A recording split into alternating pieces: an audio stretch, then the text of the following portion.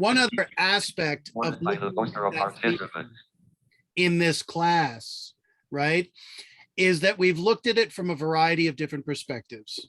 We started out with Sapiens, looking at it from a biological perspective, which is to say our DNA and the structure of our brains give us the capacity to communicate in a certain way with human language that is symbolic, that allows for a rich expression of a diverse array of very complex and unusual ideas that other animals are not capable of either thinking or therefore communicating.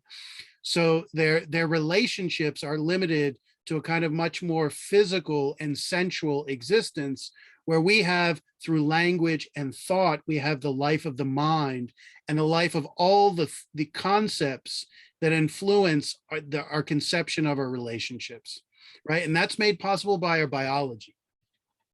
So then we looked at Hobbes and what certain moral aspects, and then eventually political aspects with Aristotle, in the way in which people come together into a political community, and that the aim of a political community is to establish rules, aka laws, that can provide for the happiness of society based on their conception of what their own happiness is through deliberation and debate and so on. So 1984, in many ways, and this is what I guess what I'm saying here is how I want you to think about this book and how it fits in to what the themes we've been talking about all semester, right? 1984 in many ways encapsulates the totality of these different perspectives, from social to political to psychological, right? When we all think of relationships, I think we primarily think of our emotional connection with another human being, right? And here we are in this world of 1984, often described as a dystopia, right? A dystopia, as opposed to a utopia. What is a utopia? What are we talking about when we're talking about a utopia? It's a land of the rich. Land of the rich? Oh. It is a kind of a place. You're on the right track, but not necessarily rich. That's not the defining feature. They could be rich. I suppose in a utopia, people would probably have a sufficient amount of money, but that's not the defining feature of it. Any other thoughts? What is it? What is a utopia? I believe it's some place of like, I want to say like heavenly, something. It's great. It's a grand, everything you want. Yeah, so it's a world that's kind of perfect. It's a world that has solved all the problems of scarcity and of human need, and all the problems of human relationships, in which the entire society is in harmony with itself, because people get along and they have what they need. And of course, those things are connected. When people don't have what they need, they're going to struggle to get along in the same way. And the word utopia is a Greek word. And the funny thing about this word is it's come to mean a place that's a kind of perfect society. And for our purposes, we could call a utopia a place where everyone is friends, where there is kind of perfect harmony between all people, right? But the Greek word utopia, it literally means not perfect place. Topia comes from the Greek word topos. So when you use like a topographical map, it describes a place or a region, right? So topos literally means place, right? But utopia literally means no place. Why is it no place? Because a perfect world does not exist anywhere in any realm that we're familiar with our five senses. So it's a pretty funny name for something that doesn't really exist, right? And it captures that in the name. It's a kind of idea we have in our minds. It's part of the creative function of language to imagine a place that would be perfect. if that's what a utopia is, a place where everybody's friends and everything's perfect, what is a dystopia? You think of the prefix there, like dysfunctional, right? It's the same prefix. What is a dystopia? 1984 has been is classically described as describing a place that is a dystopia. Why people are enemies? Exactly. I mean, a place of unhappiness, a place of disharmony, lacking in all those things that would make for a happy existence, a fulfilling existence. And for our purposes, exactly, we could describe it at a place where instead of there being harmony and friendship, there is conflict and enmity, right? And this is exactly what we see on display from the first pages of Orwell's 1984.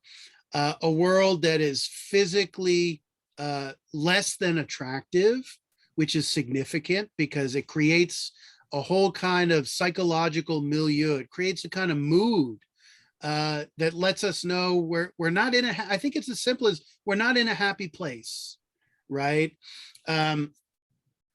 Things are run down, things are gray, there's nothing new, things are not in good condition, whether it's buildings, you don't see a lot of nature, you're in some kind of urban environment that's, you know, it's London of this world of 1984, but it's somewhat nondescript in a lot of ways. And it's a place where people are enemies.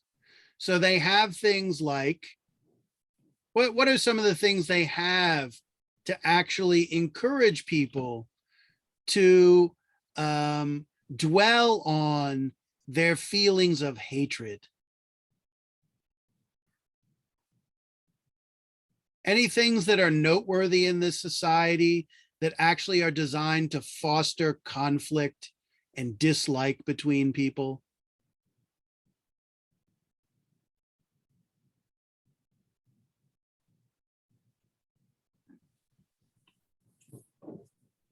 How far, Peter, have people gotten in reading?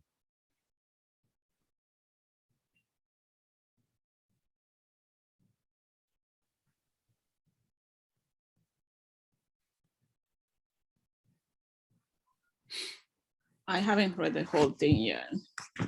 Okay, well, we can start from the bottom up here.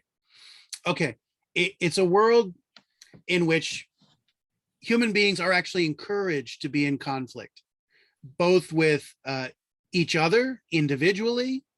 There's a conflict between the individual and the society at large, given the nature of it. We'll start talking about that today. And then there's also a conflict internally. People are in conflict with themselves because of the kind of pressures, the psychological pressures that are put on people in this world. One of the things that's nice about 1984 in terms of the themes of this class is it extends from the realm of the psychological and the social all the way up to the political. What do I mean by that?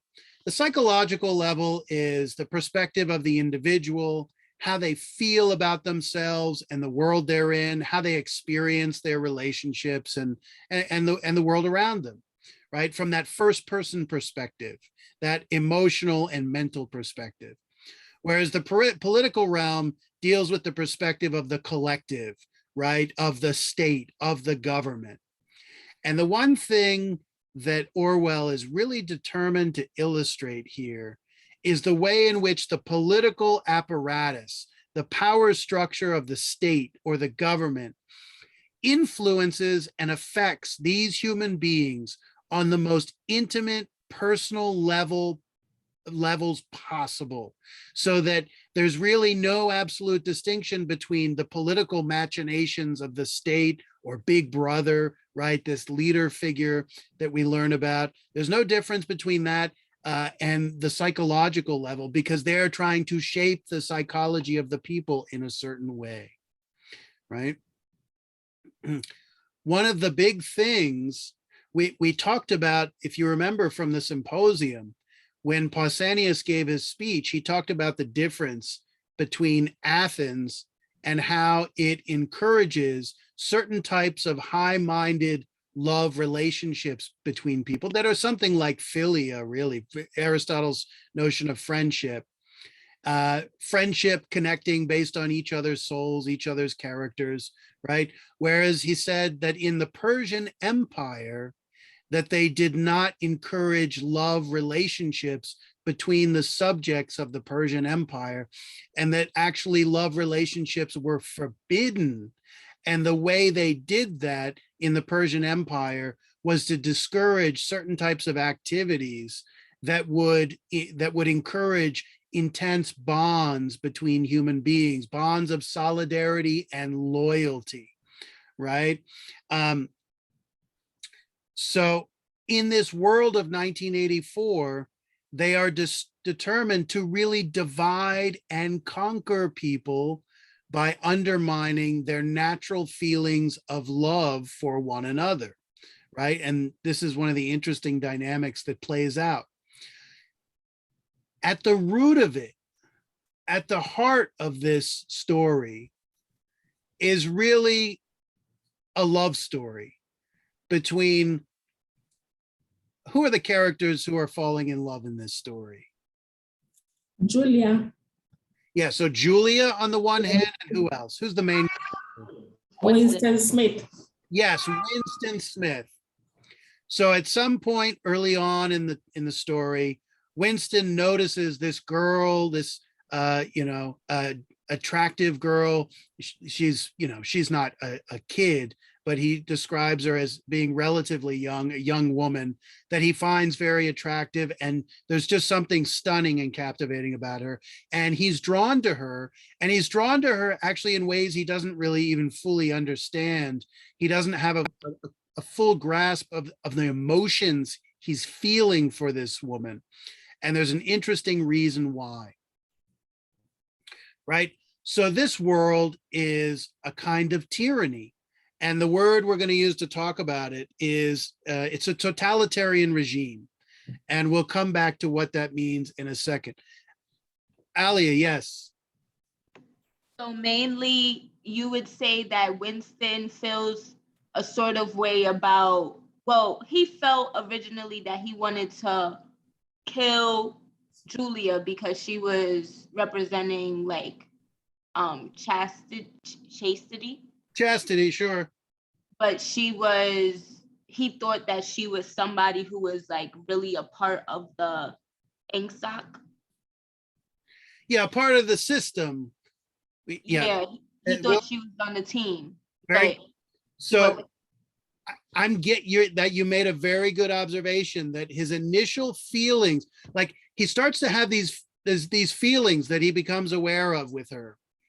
And the first feelings that he really recognizes are negative feelings, right? And this is really interesting because what you realize in the bigger picture is he's actually having feelings of attraction to her, physically, but also otherwise. And Orwell goes into really detail to show that his attraction for her, it is erotic, it is sexual, but it's also tied to his appreciation of who she is as a person, and that those two can't really be separated. But there's a whole issue with appreciating, we're not in the world of Aristotle anymore, right? Appreciating the world of pleasure, because part of what this world of 1984 has done with Big Brother is to disconnect pleasure from human relationships, including the pleasure of sex.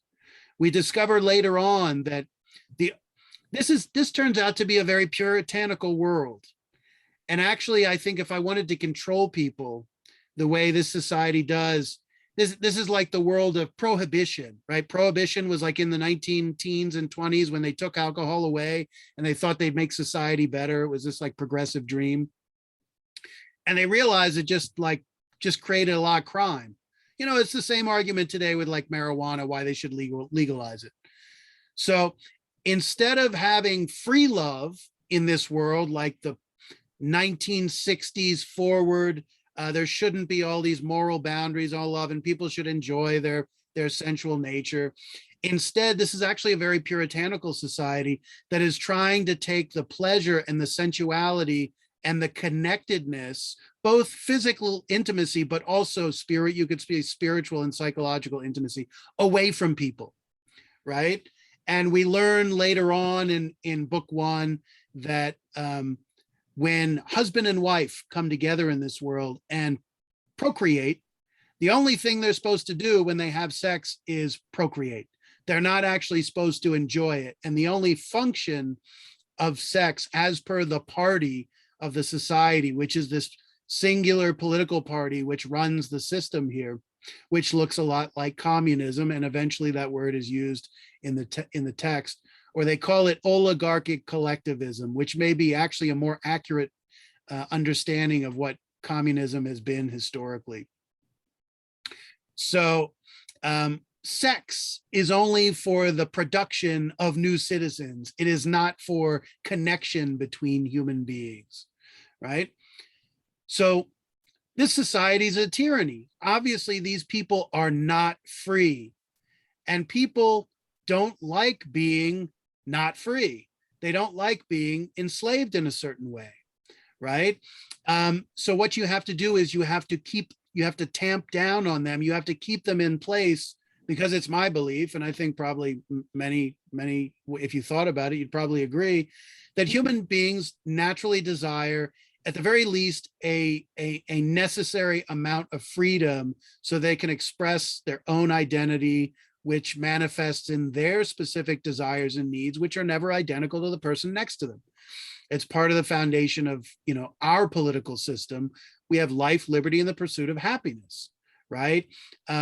It's quite clear that in this world, you are not free. You do not have the liberty to pursue your own well-being as you understand it. And of course, this desire for freedom and this desire for connection is a threat to the regime, because it brings people together in solidarity. So what is the regime's goal? To divide and conquer. How is it that, we talked about this a little bit last class. How is it that when you divide people, you can conquer them or control them? You weaken them. Yeah, exactly. So, I mean, in our nation, it's e pluribus unum. Out of many, out of the plurality, come one united people or one United States. And we have this image of the fasces with the arrows bound together. When people come together, they are strong, and when they are divided, they are weak.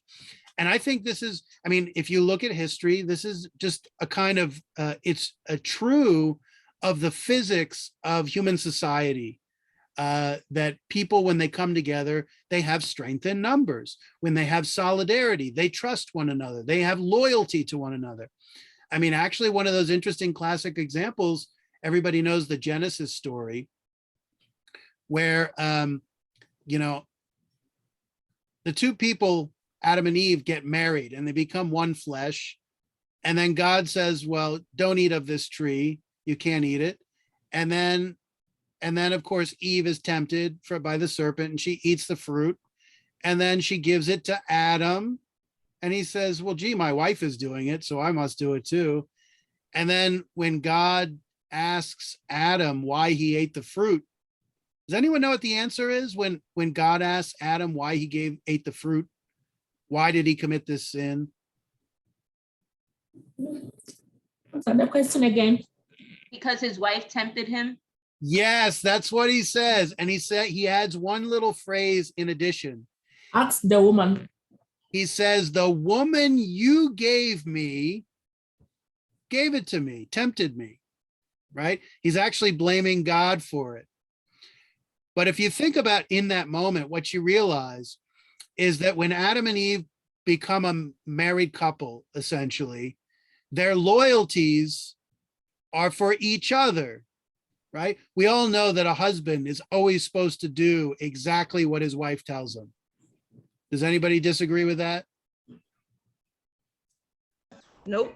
Sometimes. Yeah, I didn't think so.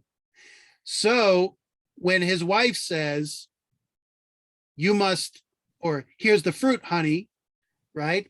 This is essentially a test. Who is he more loyal to, his wife or to God? Of course, you'd never think there would ever be a conflict like that. But of course, the Genesis story illustrates that there's actually this conflict of loyalties between loyalty to God's commandment and his will, and loyalty to his wife's will. And guess what he chooses? He chooses his wife, right? Which shows this solidarity that undermines God's wishes. Now, here we don't have a God. We have a mortal God. We have this big brother and this regime trying to keep everybody in their place. So that kind of loyalty would become a threat.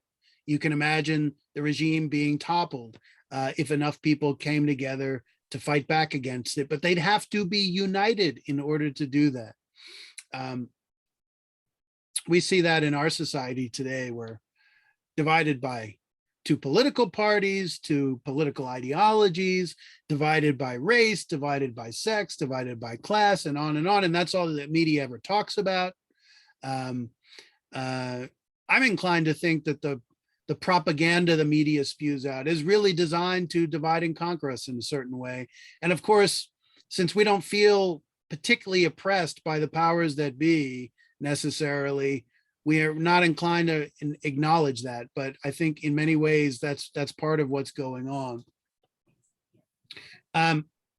So one of the things about this regime is that it reaches down into your psyche to inhibit you from connecting with other human beings.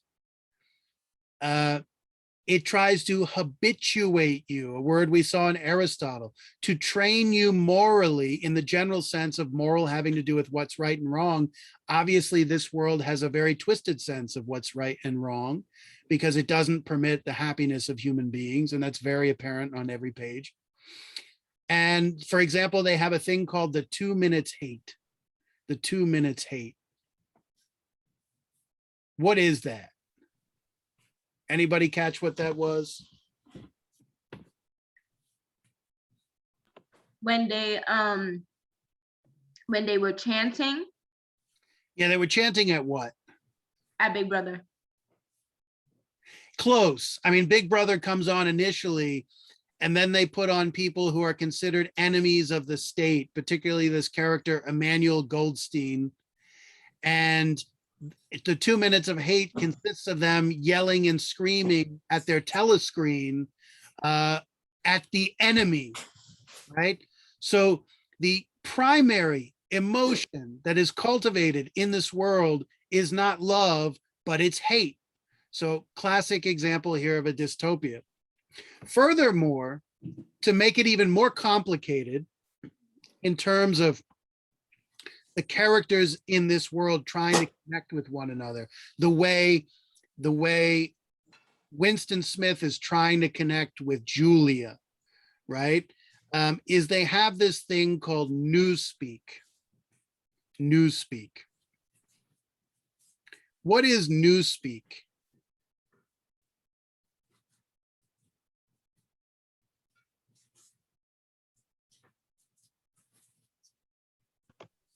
It's the language of the ministry.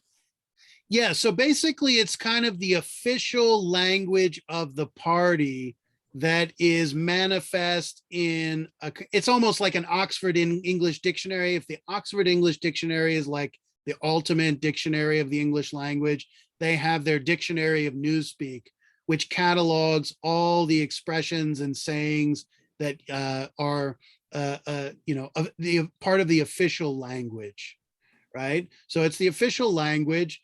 It's not like people go around speaking it perfectly. They just like we don't speak just the language of in the dictionary. But what's the function, or what are some of the elements of newspeak? Why do they have it? And it's the opposite of old speak. And let's put it this way: old speak is what we speak when we speak the English language. What's the basic idea of this official language? What's the purpose? What's the function of it?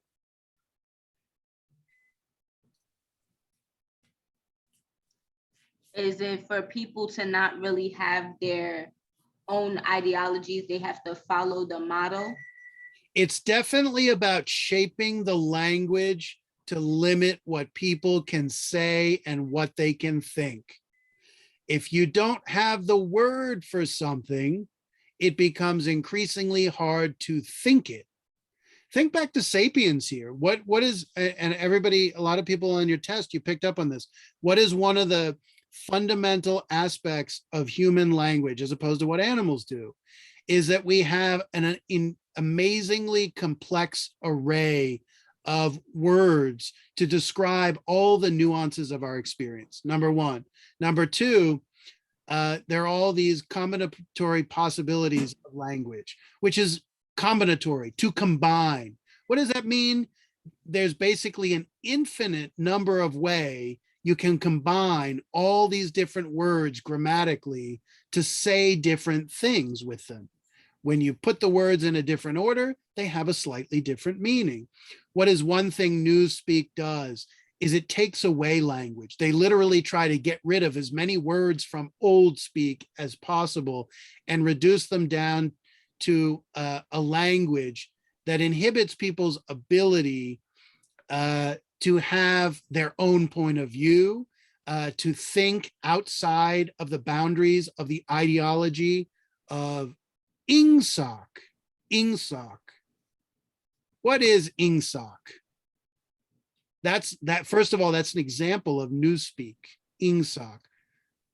And of course, if you can't translate it into its full expression, it's not very clear what it is. Somebody mentioned it. What is Ingsoc? INGSOC. Socialism. Yeah, it's English. It's short for English socialism, right? Is it Newspeak or? Absolutely. Yeah. I'm sorry. What's the question again? Is it Newspeak like the question, the response of the question? Well, I was asking specifically, what does it mean? Or English socialism? Yeah, English socialism. Now notice, if you just came across this expression, INSOC, you would have no clue what it means. And you would have no clue that what you're in fact living under is socialism, which if you found out what it meant, you might not want to live under socialism, right? So one aspect that's been mentioned of Newspeak is that it's basically, you would call it a politically correct language, that the language conforms with the expectations of the single ideology of this totalitarian regime, which is you're not permitted to have diverse viewpoints in the society. And the editing of the language is actually designed to prevent people, you could say, from thinking outside the box of the dominant ideology of English socialism. One of the most fascinating things about what Newspeak does is it actually prevents people from having certain thoughts that they would otherwise have available to them. If you don't have the word for something, how can you express that thing and convey the meaning of that thing? One thing that becomes apparent as you wade into the relationship between Winston and Julia is that it's not just that he doesn't have the language of love and romance, is that because that's been withheld from him throughout his life, he has these. So here's the thing, he has these natural impulses of a desire for connection, a desire for love, that seem to be, for the most part, intrinsic to human beings. So no matter how much you try to change the language and take out words like love and affection, or take out concepts of family and human bondedness and comradeship, these feelings seem to be deeply ingrained in human nature. So he has these natural feelings that we can all recognize as something like love, affection, attraction, etc., etc. The problem is he doesn't know how to experience them because he doesn't have the framework of understanding, because he's been indoctrinated with this kind of politically correct language. What do I mean by politically correct? Language is here not to conform to reality and express the real world. Language is there to perpetuate the dominant ideology of the regime, right? Okay, let me talk about a few other things here. I'm going to skip that and come down to here. So really important.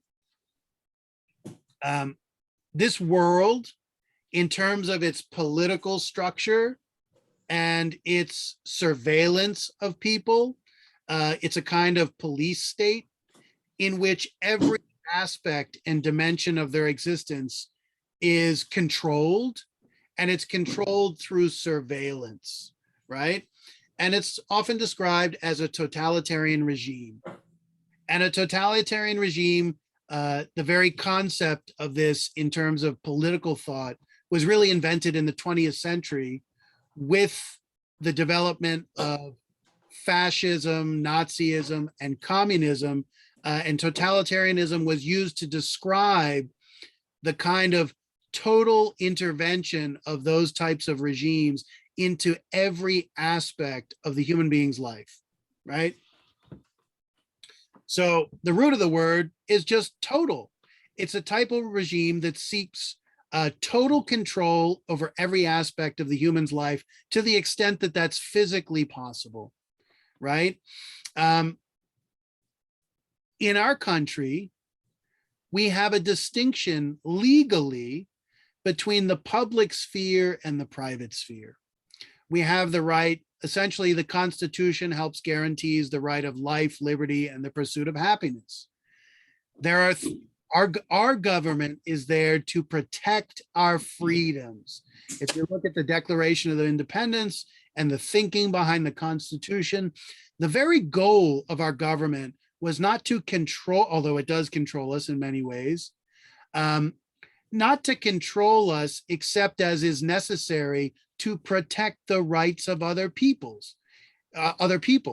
If I have the right to life and liberty and happiness, and everybody else does too, it means I'm not free to do everything I want, because I can't do things that are going to inhibit the life, liberty, and happiness of other people. So my freedoms are there, they're very real, but they're circumscribed. They're in a kind of boundary in which there's a limit, right? But within that boundary, as an American citizen, you're supposed to be free to do whatever you damn well please, so long as you're not trampling on the rights of your neighbor or your fellow citizen. And therefore, within that boundary, you have your own private sphere, and that it's very important that there's a public realm in which certain things are public matters. So like if you bonk someone on the head and get arrested, like you're not free to do that. So then you're dealt with by the authorities, right? In a totalitarian regime, one way to think of it is that there's no real fundamental difference at all between the public realm and the private realm. Everything is exposed to the scrutiny of the state, right? You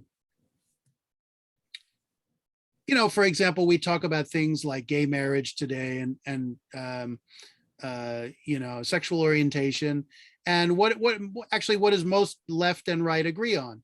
They agree that the laws and the state have no business determining, you know, who you sleep with, right? As long as you're not harming anybody, right? So we say that's private business. You shouldn't be making laws about what people do with their own bodies, right? So we talk about things like abortion and so on and so forth. So what's really crucial is the way in which the system of this regime, and Orwell goes to great lengths to depict it, the way in which this regime controls every aspect of these people's lives, right? And therefore it's total.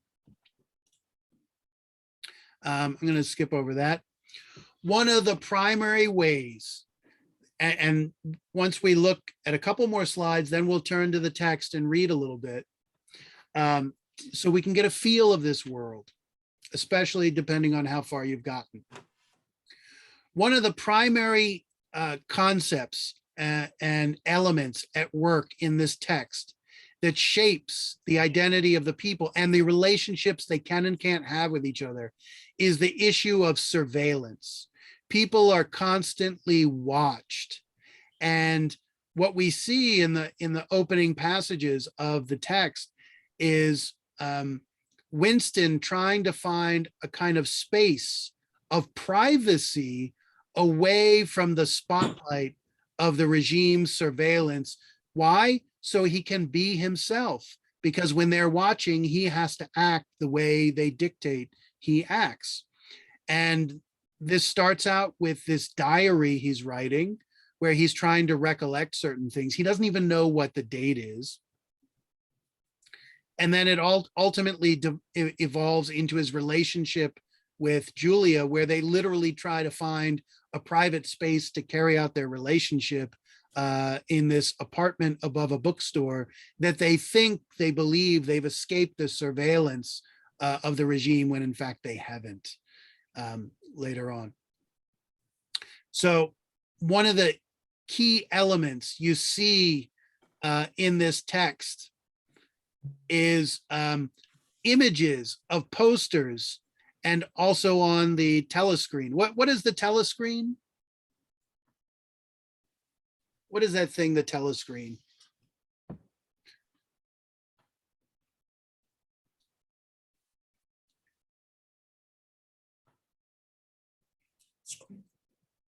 It's like a television, but what? It can't be shut off. It can only be dimmed. And it also What is it? Yeah, you know what it is. Give a little more full context. It's what, the telescreen? Yeah, and what it is and what's on it, generally speaking, and what it can do. It can sense the people who's in the room. Like it could see them and also hear them. Yeah, so it's got a camera and a microphone, like your computer, right? And it also has a screen, like a TV or a computer monitor. And what kind of, yeah, CCTV. And it's the only channel on, right? You don't get to change the channel. And what is carried on the screen? What kind of content, generally speaking? A person who's telling you what to do. Yeah, it's either a person telling you what to do specifically, or it's just generally speaking showing propaganda from the regime and trying to inundate you with the point of view that they want you to embrace. And one of the big things is you don't have any alternative, right? So, you know, in our society, free speech, as it manifests in the media, like different stations, different points of view, left, right, and so on and so forth. The reason freedom of speech and freedom of the press is so important is because it permits diverse points of view. And by getting diverse points of view, you maybe get the same topic, like, I don't know, the war in Ukraine, but you get it from many, many different perspectives. And by comparing them and contrasting them, you can start to come to your own decisions about what you think is true and what version of events you think is most accurate. But when you only get one story, you don't have any point of comparison, and you're stuck with that one story. The irony of our system with our mainstream media is that there's a gabillion or gazillion different stations to watch news on, but they all pretty much say the same thing and they repeat the same expressions, and it's rather ominous, and it gives the superficial appearance of great plurality and diversity.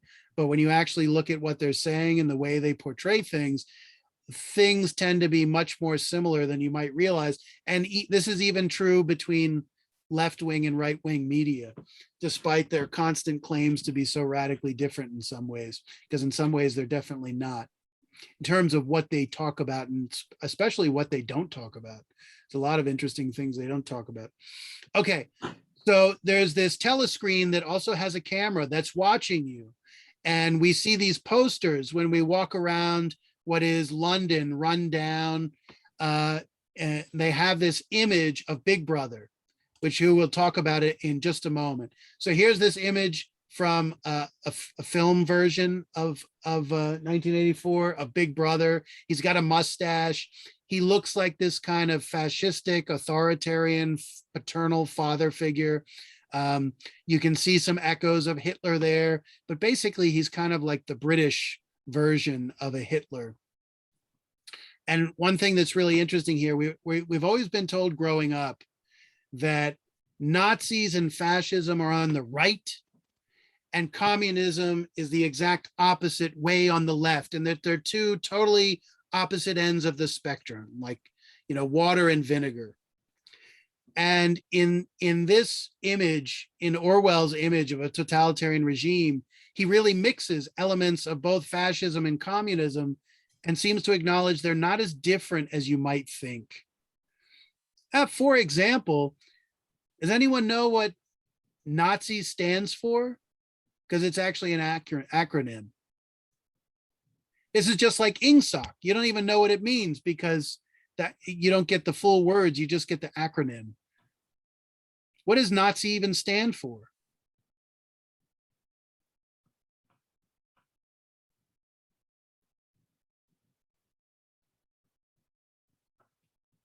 We've got neo-Nazis out in Ukraine. What do they stand for? Nobody knows? No. Yeah, I know that they are Germans, but Yeah, sure. Well, and not just Germans too, lots of other people.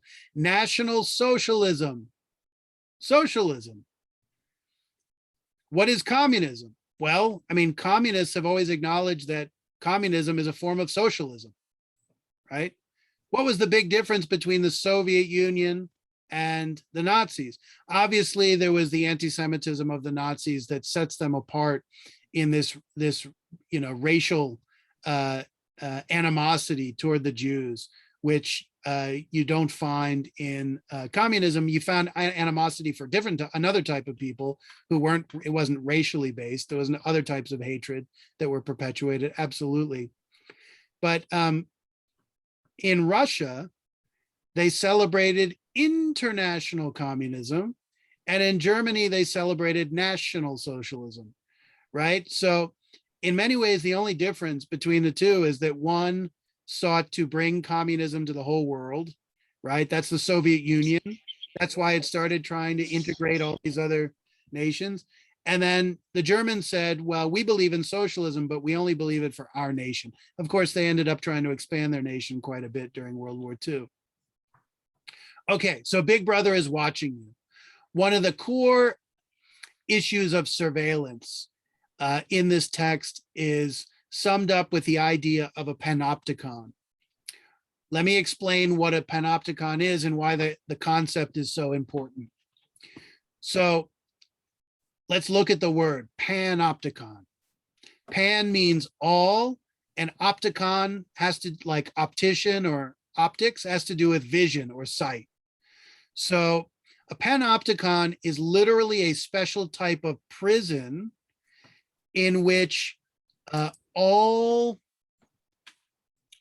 the inmates can be viewed all the time, right? It was actually devised by a British philosopher and economist, Jeremy Bentham, in the 19th century, and he wrote a little book about the panopticon, and he thought it would basically be a better way to imprison people more efficiently, without having the problems that what happens in the prison.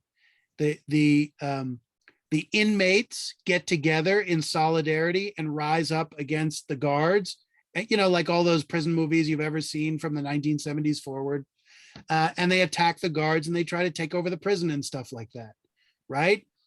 So what is 1984? The society itself is a kind of a prison here. There's a very straightforward analogy, right? Because these people are not free. So what is a panopticon? Here's an image of one right here in existence. It's a circular prison that goes around like that. And in the middle is a guard tower where you've got guards watching all the inmates. And what's the idea? as the inmates are in their cells going around the periphery of the circle, there's no place that the prisoner can ever go to hide from the view, from the gaze of the guard, right? They can't escape it, right? So here's the interesting thing. Since the prisoner can be seen at all times, he has to assume that he is being viewed at all times. So if you imagine you just had one guard in the tower here, this guy would look over here, and obviously he couldn't see the rest of, he had a certain field of vision. He wouldn't be able to see the rest of the prison.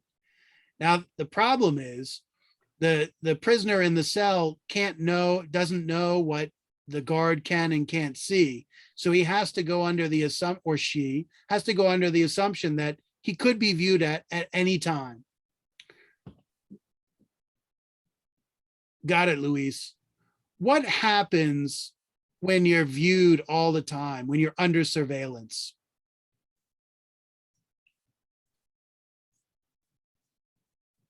Let's put it this way. What are these prisoners not gonna do, given that they have to assume that they're being viewed at all times? They're gonna be their best behaved, I guess, essentially, because they think they're gonna be watched. Absolutely. Since they have to operate under the assumption that they're being seen, they have to act appropriately and follow the rules at all times, right? So just look at this. One guy with no weapons, right? No force, is able to get all these people to behave under the impression that they're being viewed at all times. Think about it.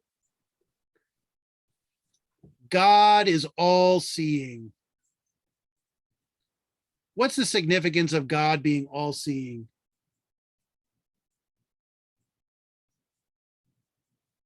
Why is God all seeing? What does he see? The good and the bad? Yes. And do human beings see all your bad conduct? No. No. So I think No. the basic conceptions behind God being all seeing is that while the police might not see you do the bad thing and therefore you don't get thrown in jail, God will always see you. And if you don't get punished by the human justice system, you're going to get punished by his justice system. Maybe not now, but when you die and your soul is judged and so on and so forth. So the idea here is really the same. Okay. So from the Panopticon, this is really important because this is slightly different, but it's related. From the Panopticon comes the idea of Panopticonism. And it's a really simple idea. It's a fancy word, but it means something pretty straightforward. When the prisoner realizes that they can be viewed at all times, they start to become their own prison guard. They start to regulate their own conduct without needing anybody else to regulate their conduct, and they internalize their own surveillance, right? Just like if you believe that God is watching you at all times, and then if you do the wrong thing, if you sin, you're going to go to hell, let me guess, you're not going to be inclined to sin, and you're going to regulate your own actions under the premise that God is always watching you, and there's nothing you can do about it. There's no hiding. Right? So the key thing here is Panopticonism is a psychological function of the Panopticon. It habituates the prisoners. And of course, in 1984, the prisoners are the citizens of this regime, right? It habituates the prisoners psychologically to start to control and regulate their conduct themselves and surveil themselves under the premise that they can be watched at all times. So guess what? You're going to get a very obedient society because people are going to start to surveil themselves. And what's one of the diabolical features of this society? It's not just Big Brother watching you. It could also be your neighbor or your lover or your friend or your children, right? One of the, obviously, well, we find out later on in the text that Julia has basically confessed all her sins of being in a relationship with Winston, which is a crime, right? And then we ask this question, was Julia ever really deeply in love with Winston to begin with?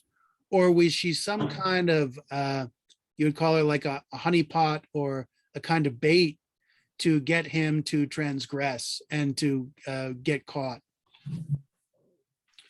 So this, let me just mention one more thing here. I put up here the ring of Gyges, right?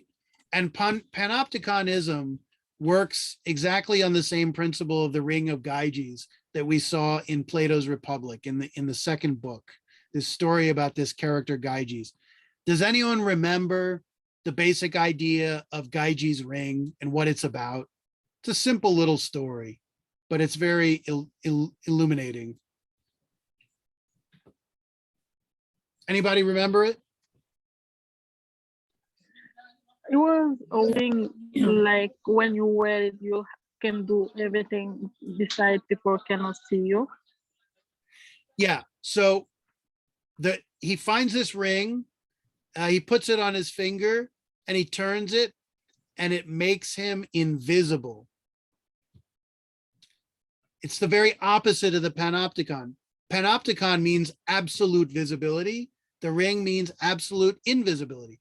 And we all know how people act when they can't be seen and they know they can get away with something. Guess what? They're going to do whatever they want. That's part of the moral of the story Plato's getting to us. And therefore, this world is the very opposite of the invisibility of the ring. It's where there is no place to hide at all. Think about it. Our whole private sphere, which is a legal concept built into our whole system of law and a constitutional understanding of our rights, right? We have a private sphere where government cannot surveil us. Among other things, it's called our home. We have a right not to be seen in our home. And as long as we don't do anything that, breaks the laws, nobody has a right to know what we do in our home, right? In this world of 1984, it doesn't exist. Okay.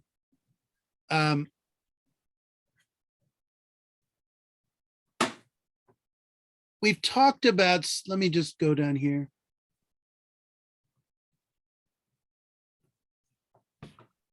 We could just talk about a few of these things on this list, and then we'll start reading and we'll call it a night. So Winston is in this place called Airstrip 1, and it's part of like a larger kind of empire called Oceania that's in conflict with Eurasia and East Asia. There's a constant war going on, and it's very interesting. In the same way that the citizens of Oceania are in conflict with each other, this kind of constant state of enmity or hatred, then Oceania is also constantly in a state of conflict with its neighbors. Then there's this thing called the party. What exactly is the party?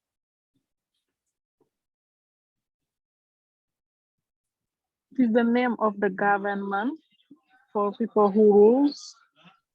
Yeah, good. It's simultaneously the name of the group of people that like we have political parties.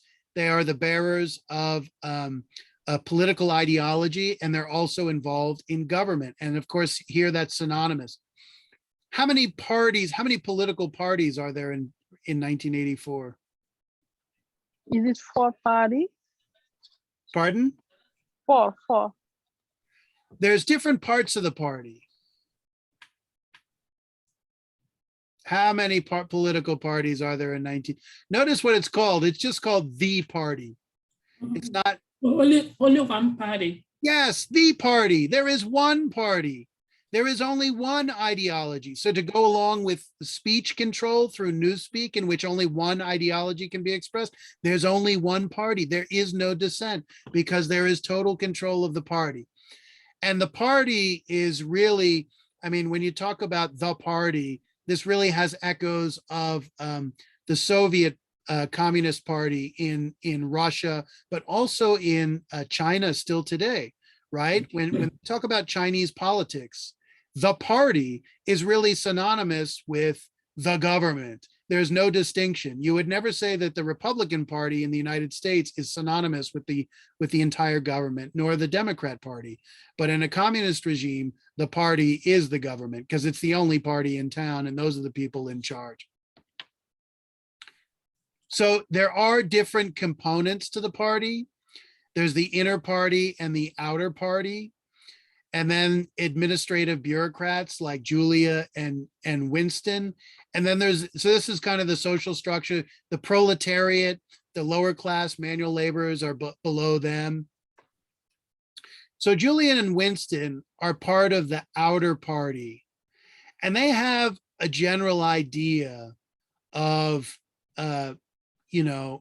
the party such as it is, but they only know the party from their position in it, and they know very little about the hierarchical structure above them.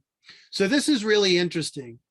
If the citizens of this regime are exposed to maximum surveillance and transparency, the regime itself, the government, the state, its institutions have the most minimal transparency and exposure. They are concealed to everybody. And one of the great mysteries for Winston, because Winston is he's an unusual character compared to the average citizen of 1984, and he's intellectually curious. He likes language, he likes books, and he's trying to understand the world he lives in. And one of the ways these people are controlled by this system, apart from the divide and conquer strategy, is to keep them in ignorance, to keep them in the dark about the most basic facts of the world around them, including the system they're really living under, but also even their own history. And you realize at a certain point that there's two things that Winston is searching for in terms of understanding, of things that he's become aware that he's ignorant about, that he wants to know and make sense of. And one has to do with the real nature of this world that he's living in, including its history and how it came to be that way. And number two is actually his own history.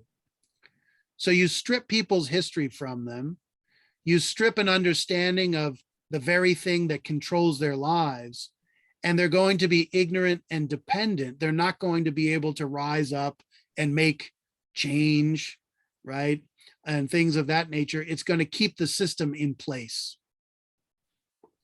At the top of the political structure is Big Brother. Who or what is Big Brother? The dictator. Yeah, he's like the figurehead of the entire regime. He's like the single member of that is literally the face. The connection you make with this regime is he becomes the face of the entire regime. Anything else about Big Brother?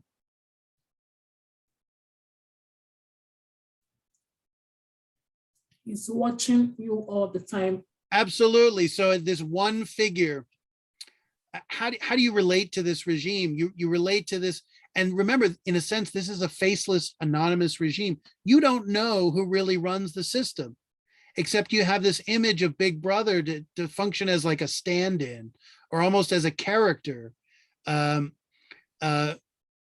is the face of everything, and he's watching you all the time. Why is he called Big Brother? Why not the emperor or the president or the ruler or the dictator? Obviously, he's a dictator. But why Big Brother? Well, I mean, first of all, what kind of relationship is a brother? It's not a political relationship, it's a what? It's like it's part, is something like a family. Yes, absolutely. It's a family relationship. right? Like you're connected to him. You're his little brother or his little sister, right? He's obviously bigger than you, both in terms of the size of the image of his face that they see on these posters, and also in terms of his authority and power. And you're just one of these little people. What is one key attribute of totalitarianism and communism? It's the concept of collectivism, and that the individual is subordinate to the larger group, meaning all of society, and that the individual only exists at the pleasure of the group and really has no significance as an individual outside their relationship with the collective, collectivism, right? And how does communism really envision society? It envisions it as one big family. Actually, even the French Revolution, liberté, égalité, and fraternity.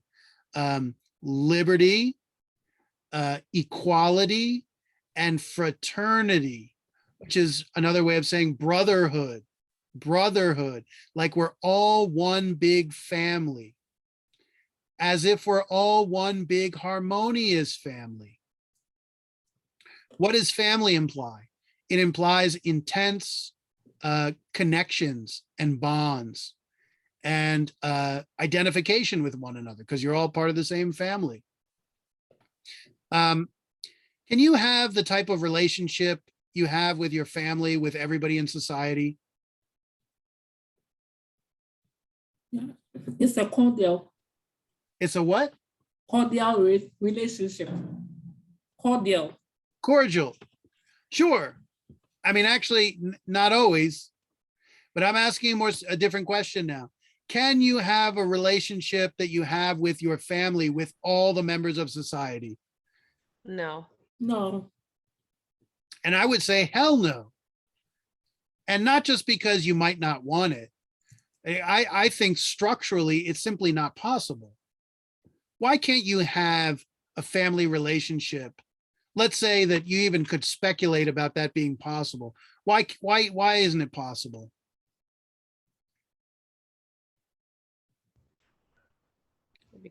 Because all of you cannot agree on one thing. Yeah, I mean, of course, you don't even agree within your own family.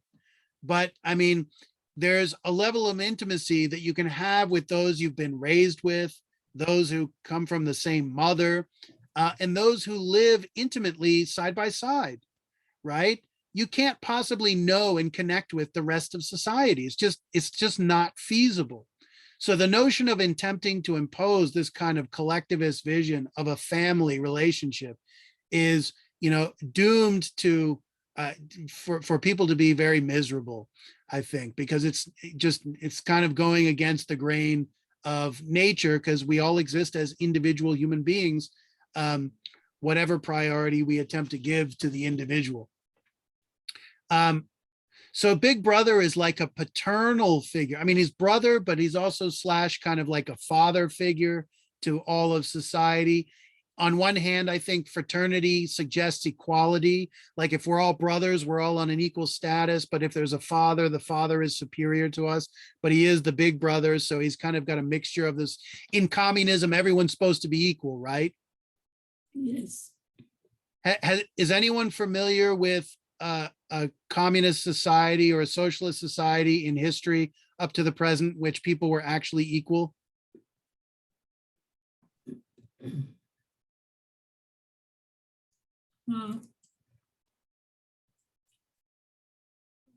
That's what they say, but that's what they say, but it's not practiced as it is. Absolutely. That's what they say. They sell you a bill of goods, but you get something very different. And in every communist society, there's been an elite there designed to oppress and control and make equal everybody else. So the equality are all the people down here who are in poverty, who are unhappy, who aren't free to pursue their own conception of happiness. And there's always the party, which has resources, wealth, and an elite status and prestige that the people don't have any kind of access to, right? If you look at China, it's that way today. If you look at Soviet Union, it was certainly that way. Party officials had an elite status to everybody else. And well, you know, why is that? Because you need government, and government has power, and the people in government, you know, took the power to have their own nice lives. So we see something echoed of that here, that distinction between an elite ruling class and everybody below them, right? And that they're in a communist regime, well, really in any regime, there's hierarchy. You can't get around it. But there's actually pretty extreme hierarchy in communist regime, despite the fact that it claims to be committed to the principle of human equality above all else, right? I mean, the claim, the advertising of communism is that it seeks human equality at the expense of human liberty, but it doesn't give you liberty, and it also doesn't give you equality. Okay. Very briefly, and then we'll turn to the text. Let's just mention these three characters. So we've got Winston Smith. Here he is in the background with his diary, reading away from the telescreen in the film version of it, and something we're going to read in a moment. He's obviously our main character, our protagonist, in a certain strange way, our hero. What is Winston all about? Or what are some of the basic observations you can make about this character? He's someone that seems to be scared of what's going on in the world, but he also opposes everything that's going on. He is, I would say, hardworking. Yeah, he's part of this, they're workers of the mind. They don't do manual labor. They have a certain step up from like the proles, but they do intellectual labor. He works with words, right? And words are really important to him, and they're really important in the world of 1984. Obviously, Orwell being a journalist and a writer, not surprising. And there's some echoes of Orwell in this character, I think. He's 39 years old. Yeah, he's kind of middle-aged, or He has a bad ankle. yes, and he's not in particularly good health. He doesn't really take care of his body. It's not really even that important to him. The world of 1984 doesn't even seem to give him the opportunity to really take care of it, but it's also not important. Why is he scared? Why is he concerned about the world he's living in?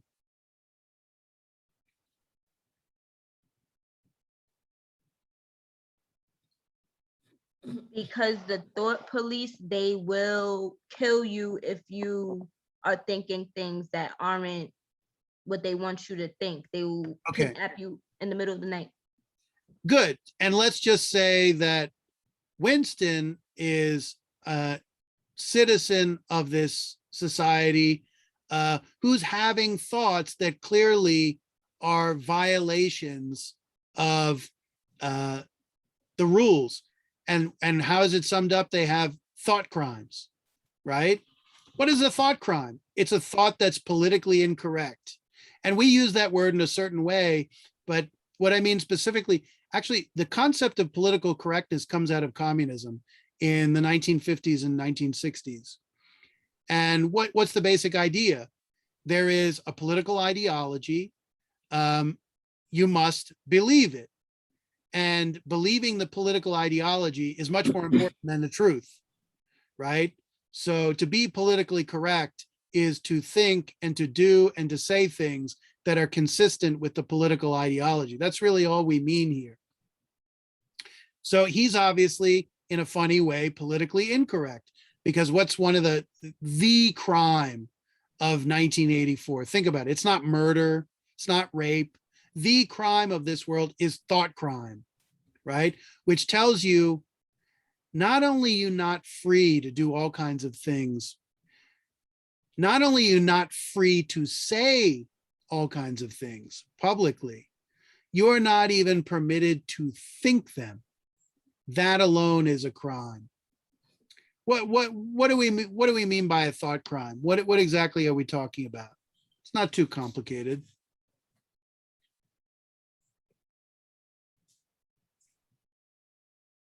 What would make for a thought crime in this world of 1984?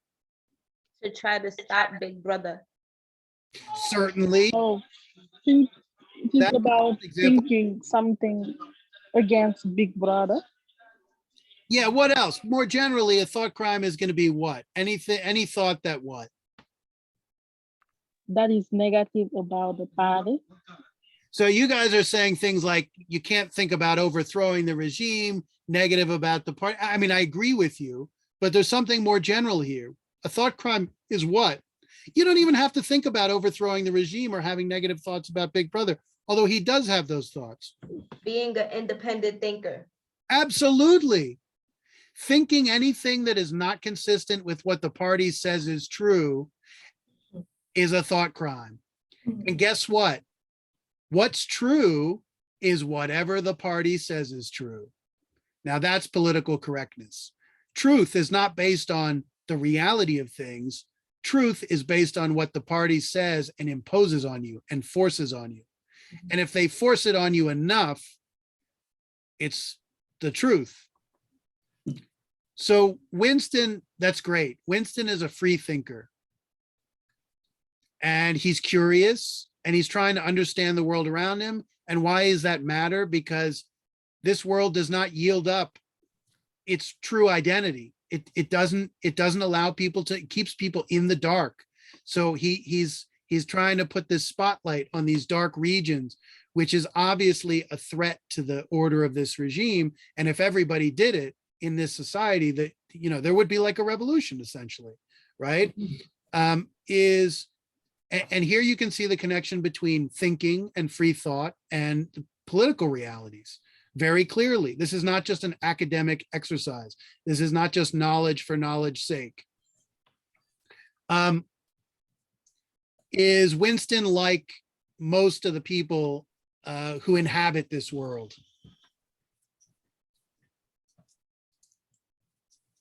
Yes. Is his personality like most people in this world of 1984? No, no. So Charity says no. What do other people think? I think no as well. No. Anyone else want to chime in and take a vote? Be part of the poll? Is Winston in his personality like most of the other people who inhabit this world? No. Okay, another no. Very good. He's definitely not. He stands out, right? Mhm. You just, let's kind of sum up. He's got some neighbors and he's got some people he works with at the Ministry of Truth, right? He works at the Ministry of Truth. What does he do there? Anyone catch what he does at the Ministry of Truth? He edits. He was News. deleting information for the party. Yeah, he takes newspapers and alters them in the same way that news sites today change their articles online after the fact. So he takes the truth and changes it. So the Ministry of Truth is not the Ministry of Truth. It's actually the Ministry of Disinformation, right? But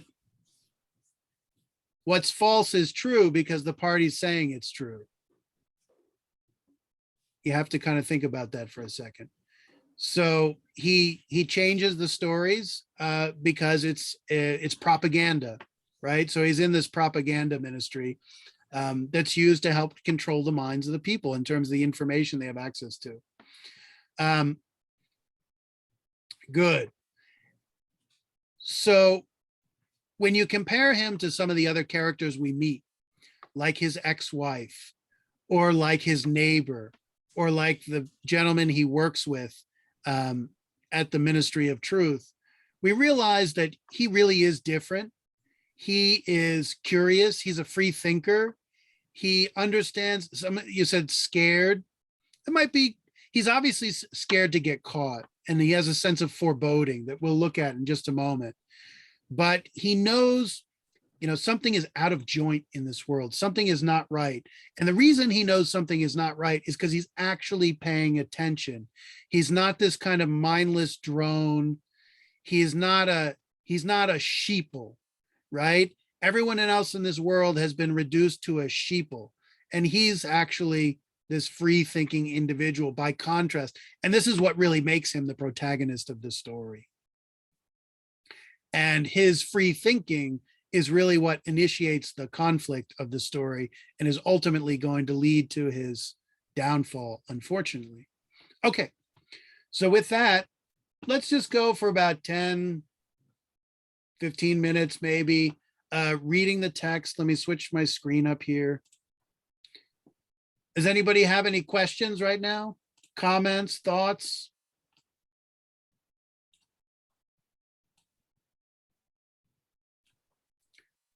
Let me see, can I do a double page here?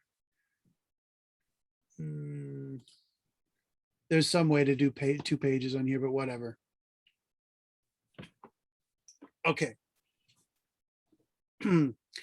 So let's begin at the beginning here. And in these opening paragraphs, Orwell is really determined to just paint a tableau, to paint a scene, a landscape of this world, so we can kind of enter it and situate ourselves. And particularly, we get the kind of very grim mood of this world, this kind of oppressive mood that is fostered just through the visual and physical aspect of it. Could I have a volunteer read for us? Who would like to read?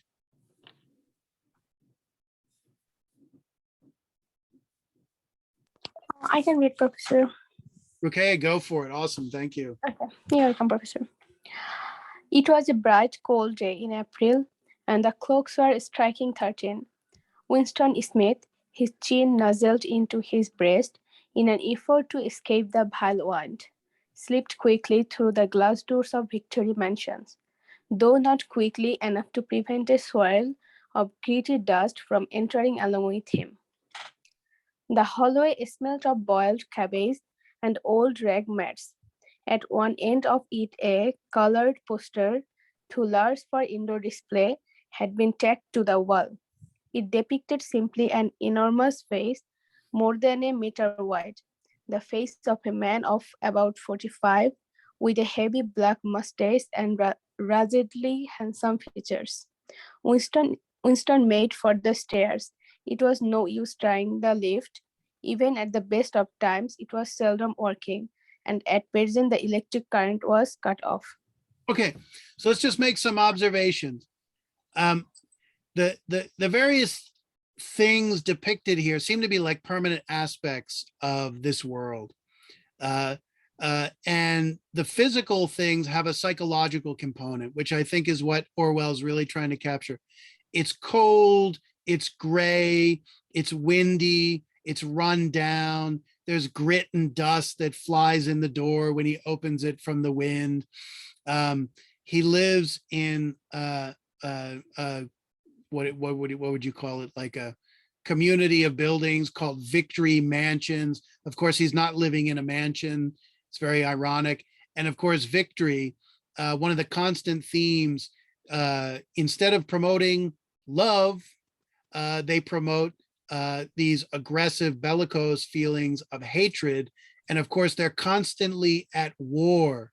So they seem to replace in the psychology of the citizens love connections and intimacy they might have with other people with feelings of aggressivity and a desire to see their country win in the military conflict, which is one of the things that's constantly depicted on the telescreen. Hence the Victory mansions. And then his cigarettes are called Victory cigarettes, and his gin is called Victory gin. And It's a cultivation of these aggressive emotions as opposed to kind of more gentle ones or genteel ones.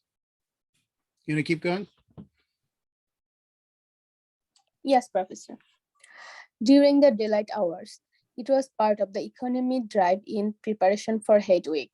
The flat was 7 floors up, and Winston, who was 39 and had a varicose ulcer above his right ankle, went slowly, resting several times on the way. On each landing, opposite the lift shaft, the poster with the enormous face gazed from the wall. It was one of those pictures which are so contrived that the eyes follow you about when you move. Big Brother is watching you, the caption beneath it ran. Inside the flat, a fruity voice was reading out a list of figures which had something to do with the production of pig iron. The voice came from an oblong metal plug, like a dull mirror which formed part of the surface of the right-hand wall. Winston turned his Pause a second. So Okay. where is this voice coming from? From the wall, Yeah, and more generally from what? like the telescreen, yeah, that was. Yeah. So this is the constant, it's like having your radio on basically all the time. It's the news feed, the propaganda feed that's coming through the speakers of the what do you call it? The telescreen. So they're talking about economy, they're talking about the production of iron, right? And how great the country is doing economically. And of course, the production of iron is connected with necessary materials for weapons in war, like tanks and missiles and all those things that are going to be made with metal. So everything, their minds are constantly directed toward this military conflict as the focus of their life, as if it's like the most important thing that their life constantly revolves around, because it's what they're constantly hearing about. All right, you want to keep going? Yeah. Winston turned a switch and the voice sank somewhat. Though the words were still distinguishable, the instrument could be dimmed, but there was no way of shutting it off completely. He moved over to the window. A smallish, frail figure, the meagerness of his body merely emphasized by the blue overalls which were the uniform of the party. His hair was very fair, his face naturally sanguine, his skin roughened by coarse soap and blunt razor blades and the cold of the winter that had just ended. Okay, so you notice that the party figures who are portrayed in the telescreen, they wear blue overalls. So they wear like workers' uniforms, like, because they're all supposed to be, Marx called it part of the proletariat. He always said the working class was going to rise up and create the communist revolution. The only problem with the working class is that they're always working and they don't have time for revolutions historically, except in some rare cases. So they affect this like worker chic, right? But they're really the elites of the society. Interesting little contrast there. And then you notice little things like the telescreen can be turned down, but it can never be turned off. What's the significance of that?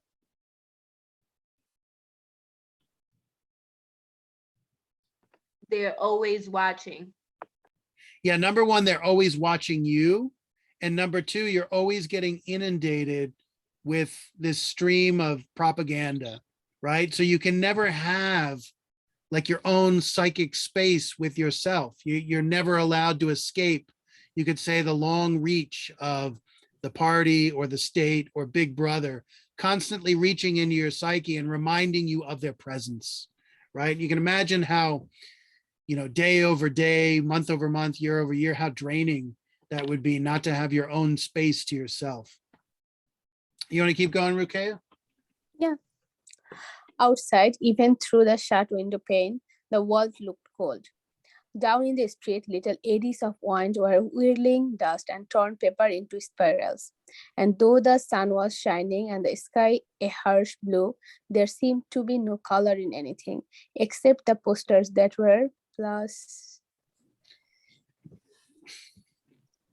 plastered everywhere. The black mustachioed face Very good. glazed down from every commanding corner. There was one on the house from immediately opposite. Big Brother is watching you, the caption said, while the dark eyes looked deep into Winston's own. Let me Down just at pause really quickly. So we've already had the narrator describe one of these images of Big Brother, already described his age and kind of what he looks like. And we've already had it said that these posters say Big Brother is watching you. Why does Orwell repeat his description of this poster, given that we just saw this a few pages ago?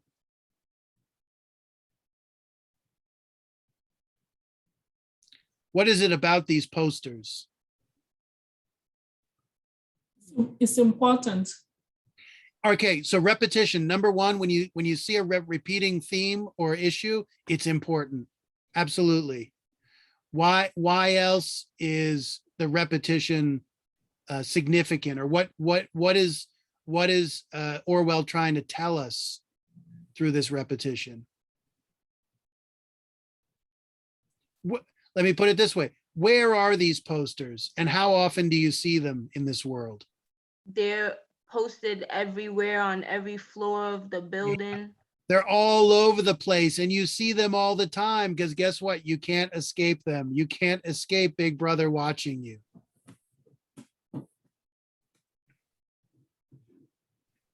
You want to keep going, Rokeya?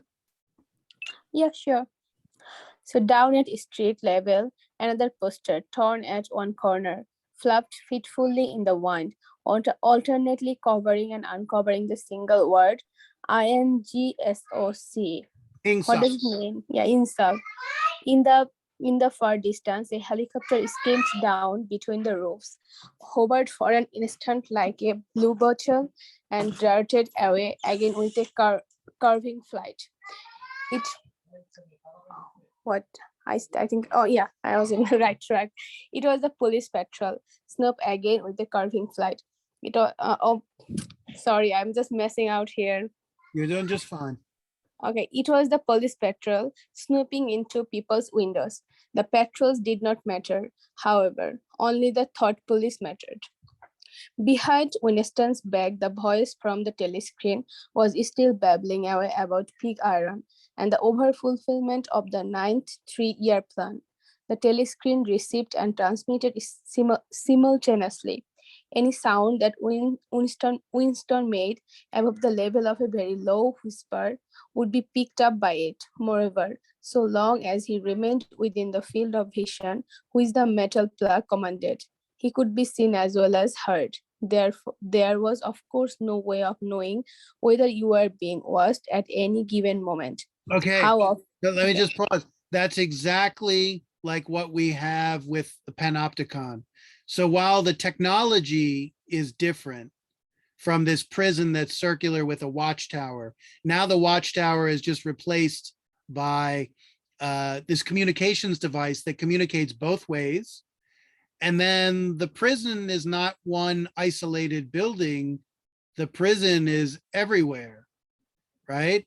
And just like the Panopticon, you can never know when you're being watched. So you always have to assume you're being watched at any given moment, which means you're going to regulate your conduct based on your assumption that they might be listening or watching. You want to keep going? yeah. How often or on what system the thought police plugged in on any individual wire was guesswork. It was even conceivable that they watched everybody all the time, but any rate they could plug in your wire whenever they wanted to. You had to live, did live from habit that became instinct, in the assumption that every sound you made was overheard, and except in darkness, every movement scrutinized. Winston kept his back turned to the telescreen.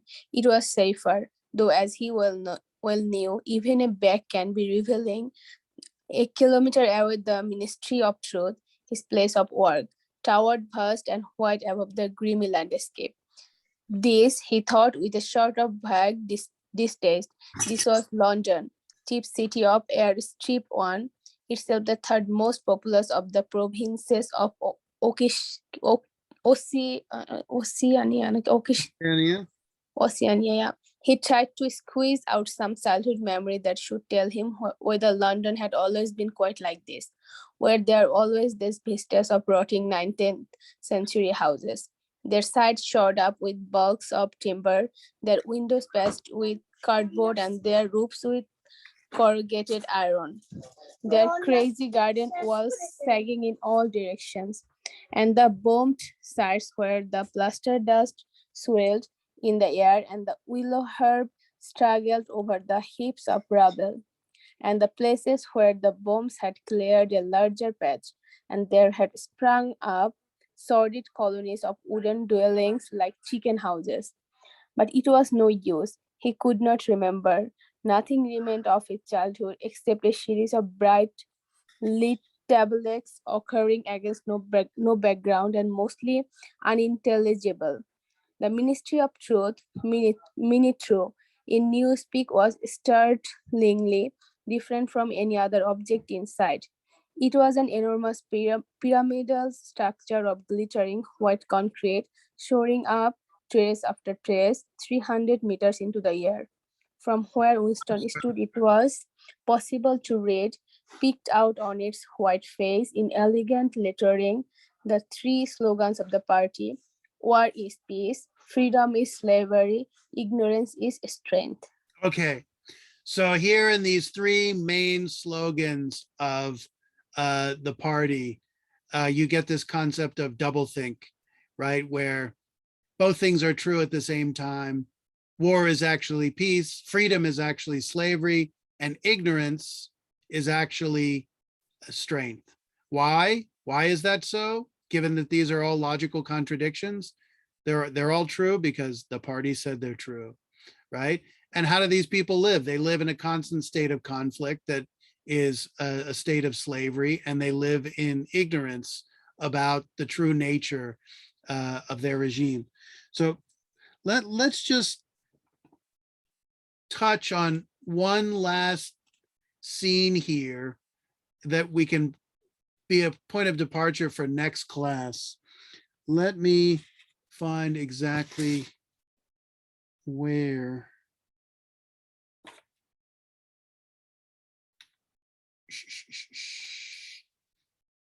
Oh, yeah, right there.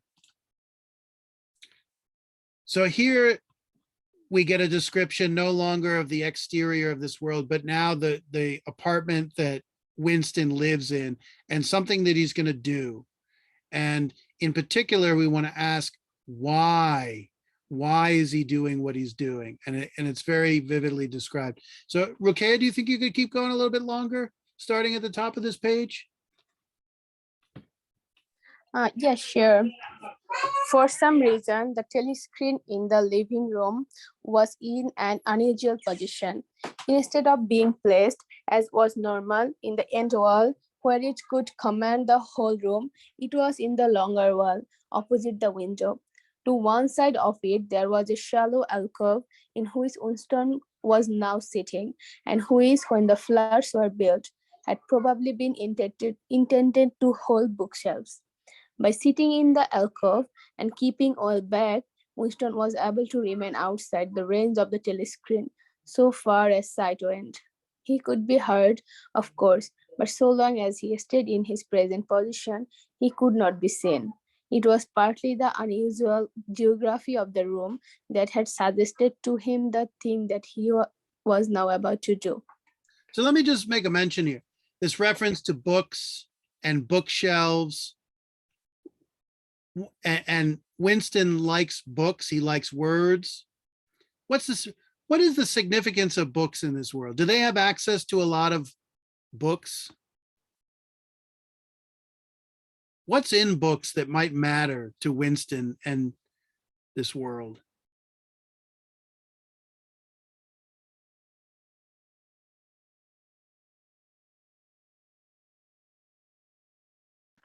the books have knowledge and Yeah. they could. Absolutely. I mean, this is a world of censorship, right? I mean, they're talking about it with Twitter and censorship and everything. You know, knowledge is power. Knowledge is freedom in a sense, because one of the ways they're kept enslaved is through their ignorance, by their thoughts being censored, by them censoring their own thoughts, by having access to the thoughts and knowledge that comes in books that would provide an alternative perspective on the world they're living in. They're only given one perspective. Okay, anyone figure out what's being, this is interesting, what's being described in this paragraph about the unusual geography of the room and where he's sitting relative to the telescreen? What's the point of this paragraph? What are they letting you know about what he's doing? He wants to hide himself from the camera. Absolutely. He's in his apartment space. There's an unusual feature that where the telescreen is situated, it can't automatically surveil the whole room. There's a niche off to the side that's depicted in the slides I've showed you and that you have available to you, in which he's able to escape the camera of the telescreen. Okay, what's the point here? Stupid question. Why does he want to escape the surveillance of the telescreen and therefore the surveillance of the whole regime? Why does he want to escape it? Like he wants to do something like that is forbidden by the Big Brothers. Okay, number one, he's gonna do something that's he will do something that's forbidden by Big Brother or the party. What else connected with that? I mean, what more generally does he want to do? He does something that is in violation. It's a thought crime. But what basically does he do? What does he want? Why does he not want to be seen?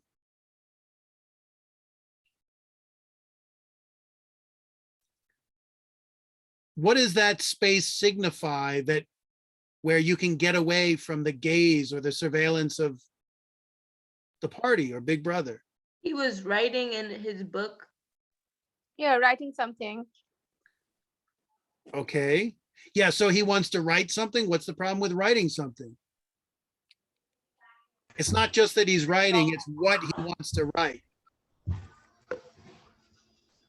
All I was gonna say was that the problem with writing is that it's a free thought, which is against everything. And I was gonna say his space, that niche, is his like own sense of, I guess, his little freedom, if you want to say. Yeah, absolutely. So what's here is this niche is literal, but it's also figurative. It's a real space away from the actual view of the camera, but it's also symbolic of trying to find not just a physical space, but a psychological space in which the regime doesn't have control over his thoughts and he can think as he sees fit, right? And of course, what's he going to do in this scene? He's going to start a diary. What is a diary? It's literally a place where you can pour out your psychology on the page. And typically, what do we think about a diary? It's something private, and precisely because it's private and we don't think it's going to be seen, we allow ourselves the freedom to say what's on our mind, right? So this little moment here really initiates everything that's going to happen in the story. And in many different ways, he's seeking this kind of liberation from the regime, partly just for freedom's sake, because that's a natural impulse of a human being, and partly because he wants the freedom to understand the world he's in, because he doesn't even understand who he is. One of the two things we discover that he has despite the fact he's intelligent and he works at a pretty significant position in the Ministry of Truth, he doesn't understand anything about the history of the regime, which means he doesn't understand the world he's living in the present. And then he doesn't know his own history. His own history has been kind of systematically deleted in various ways by things that have been done by the regime, and he can't remember his own past. And I would argue that by not remembering his own past, he doesn't really have a true sense of who he really is because he can't remember what his life was like when he was younger. And the big thing is, Winston, when you look at his age, he was born into a world that wasn't like 1984. It wasn't as controlling. It wasn't as totalitarian. It was a freer society. And it's very clear in the course of the book that it's actually been during his lifetime that this world has gone from a kind of more free world that we would recognize to this world, to this dark dystopian world of 1984. And so his own personal history is actually tied and tethered together to the history of this world of 1984. And he doesn't have clear access to either of them. And this diary becomes a place for him to try to kind of recover little snippets of memory and thought that are both about his own life, but they also connect in with this world he's in. Okay, let's just read a little bit more and call it a night. Okay, you think you can go just a little bit more? Yeah, sure. But it has where Yeah, the Yeah. paragraph right there. yeah, but it had also been suggested by the book that he had just taken out of the drawer. It was a peculiarly beautiful book. Its smooth, creamy paper, a little yellowed by age, was a kind that had not been manufactured for at least 40 years past. He could guess, however, that the book was much older than that. He had seen it lying in the window of a frowsy little junk shop in a slummy quarter of the town, and had been stricken immediately by an overwhelming desire to possess it. Party members were supposed not to go into ordinary shops, but the rule was not strictly kept because there were various things such as shoelaces and razor blades, which it was impossible to get hold of in any other way. He had given a quick glance up and down the street and then had slipped inside and So he takes out this book that's going to be his diary, where he's going to put his intimate thoughts, where he's going to put his thought crimes down. Right? Simply having an individual thought here is essentially having a thought crime. And one funny thing about this book is that it's beautiful and attractive and appealing to the touch, right? Touching the pages, it's smooth.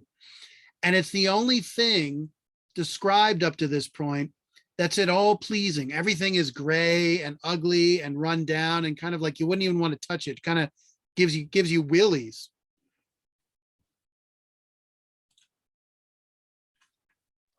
All right, you want to pick? Yeah, and Bob bought the book for $2.50. At the time, he was not conscious of wanting it for any particular purpose. He had carried it guiltily home in his briefcase. Even with nothing written in it, it was a compromising position. The thing that he was about to do was to open a diary. This was not illegal, but if detected, it was reasonably certain that it would be punished by death, or at least by 20. Just don't miss those parenthetical. You haven't been reading the parenthetical. Nothing was illegal since there were no laws. So they can say anything that they don't like that you're doing is Yeah. a very terrifying world. Okay. Or at least by 25 years in a forced labor camp. Winston fitted a nib into the pen holder and sucked it to get the grease off. The pen was an archaic instrument, seldom used even for signature, and he had procured one furtively and with some difficulty, simply because of a feeling that the beautiful creamy paper deserved to be written on with a real nib instead of being scratched with an ink pencil. Actually, he was not used to writing by hand. Apart from very short notes, it was usual to dictate everything into the speak-write, which was of course impossible for his present purpose. He dipped the pen. That exactly like we do today. We type everything, or here he's got a voice transcriber. The speak-write takes your voice and transcribes it into text. So we're all connected in with technology, just like Winston. And so he wants something tactile. That's why he likes this book. It's a physical thing. It's not an ebook, right? And it's old. Yeah. And this old book connects him with the past and and there's this issue of him trying to recover the past. It's very, very carefully connected here by Orwell. Even the pen is old by his, I mean, he's talking about an old fashioned pen that like you dip in an inkwell, right? With a nib on it, with a little point, like you're signing the Declaration of Independence or that kind of pen, or doing calligraphy. He dipped the pen into the ink and then faltered for just a second. A tremor had gone through his balls. To mark the paper was the decisive act. In small clumsy letters he wrote, April 4th, 1984. He sat back. A sense of complete helplessness had descended upon him. To begin with, he did not know with any certainty that this was 1984. Okay, It right. must be- That's it. Perfect. Excellent job. Couple questions and we're done. Okay. He dipped the pen into the ink and then faltered for just a second. A tremor had gone through his bowels.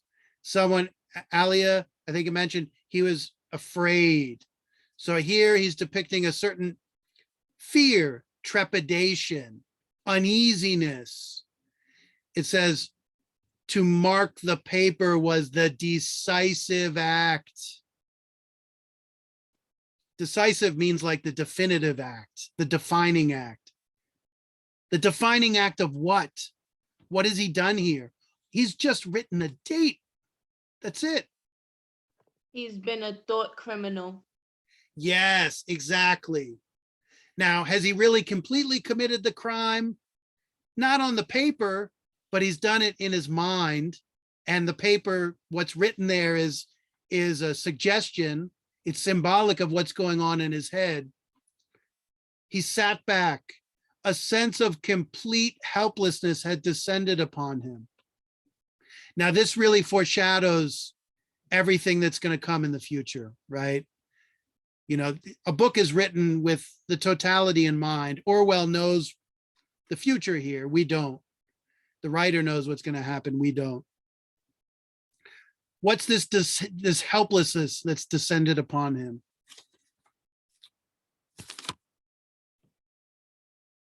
Like he cannot control himself from writing. Well, that's true. There's something in his nature that he necessitates him doing this. He needs this space. He needs this freedom. What's the helplessness? There's another aspect of the helplessness part. The decisive act insinuates exactly what you're saying. It's a thought crime. He's delving into his own world, his own psychological space, you could say independent of the regime, as manifest in this space away from the camera and as manifest in this private journal that of course is never going to be private in this world. So there's the crime. And of course, then he's going to write other things that are going to be more threatening and more explicitly threatening that we would, in a more conventional sense, see as kind of thought crimes. Question. Is he going to get caught for his thought crime and punished? Yeah. Yeah. Let's just say decisive act, helplessness, trembling in his bowels. He knows he's just, you could say, what is it? Cross the Rubicon. That's when Caesar came into to Rome, and the expression like to cross the Rubicon is like to go past the point of no return, right? So as this thought criminal, he's past the point of no return here with what's so stunning. This is very funny. We'll end with this. What's so interesting about him simply writing the date? That's all he's done is write the date. Like he make a short note to remember everything. Like this is the date that is happened. He start to write a diary. Question, is this the date?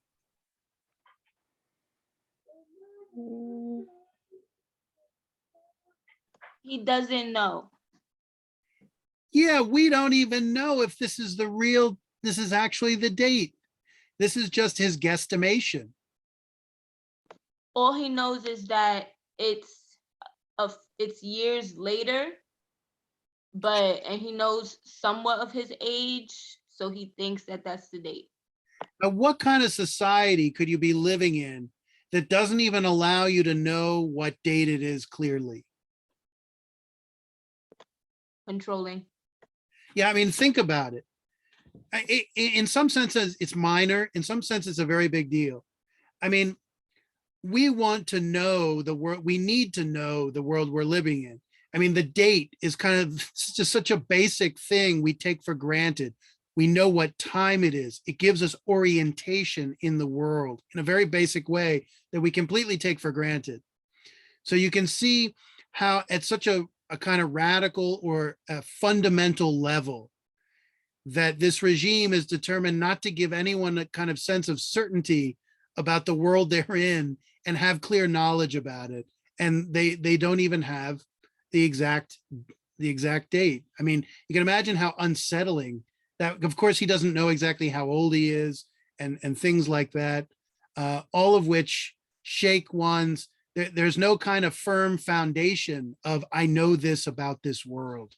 Not a world I want to live in. I don't know. Turn on the TV tonight and see if you can figure out like what's really true from what's not. You start thinking it's all gobbledygook, especially if you follow the war over in Ukraine, where every day they tell you something different and new. It seems to like contradict what they said the day before. All righty. So we're going to leave it with that. And next class, we'll pick up with specifically some of the elements where they try to regulate. Here, this is his relationship with himself and his own thought. Next class, we'll look at his relationship, particularly with Julia, and the way in which the regime tries to control and regulate relationships, to divide and conquer the people. Already. Thoughts, questions, comments?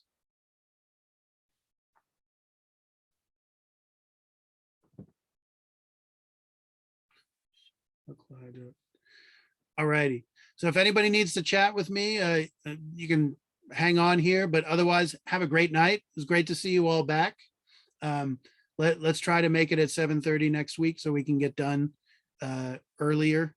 And otherwise, take care. Thank you very much, everybody. Have a great night. Professor, can we talk? Yeah, sure.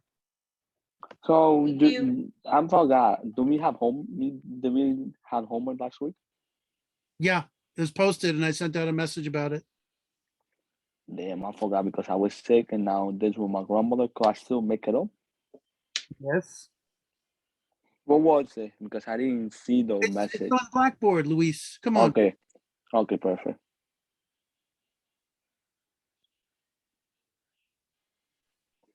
Okay, perfect. So it's a discussion board, right? Yeah, same as always. Okay, perfect. Just wanted to know that. Perfect. All right. Thank you, Professor. Have a good night. Have a good night.